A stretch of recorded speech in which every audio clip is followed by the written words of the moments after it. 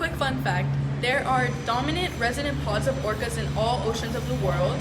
Like the Pacific Ocean has its own resident pod of orcas, so does the Atlantic Ocean, the Black Sea, the Mediterranean Ocean. The Alaskan region of the world had one, obviously only one, dominant pod of orcas.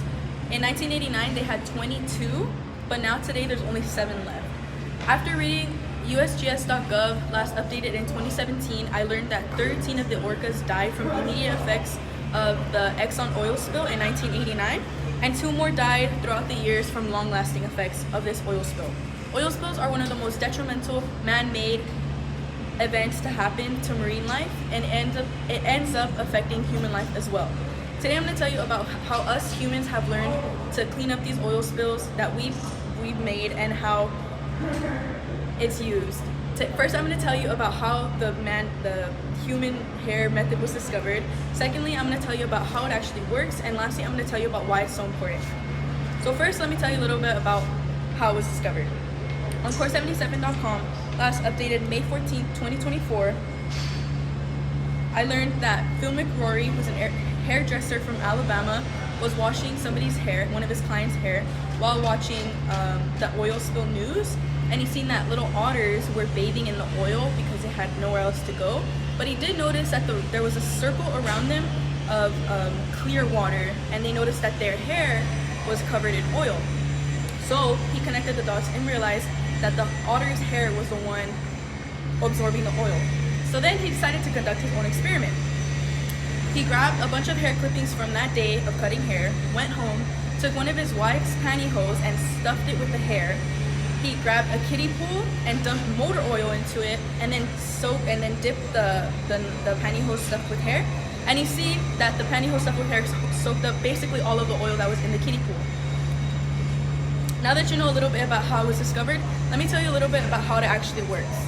On CNN.com, last updated May 19th, 2022, I learned that it's actually scientifically proven about how it actually absorbs hair. So hair is kind of like our skin. It has pores and it really absorbs any oil, dirt, and stuff, and that's also why our hair gets greasy and kind of nasty after you don't wash it a few days, because it absorbs oil. So it kind of acts like a sponge, and how Phil McRory did it, he stuffed it into a pantyhose, it really did absorb everything like a sponge since it all clumped together.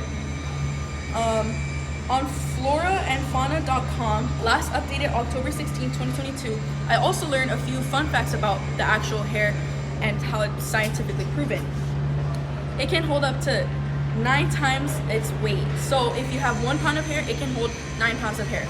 There are almost 400,000 hair salons in the US, and if they all donated 1 pound of hair, that's a lot of oil that you can clean up.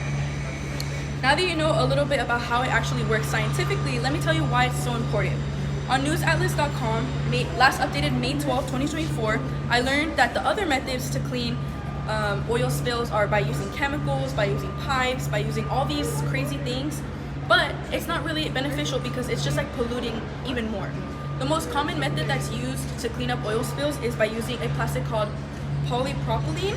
And it's basically the same plastic that we use in our water bottles, our plastic bags, our food wrappers. It's the same kind of plastic, and it just ends up in landfills anyway. So it's kind of like there's no solution, because you're cleaning up one pollution and adding another to the other.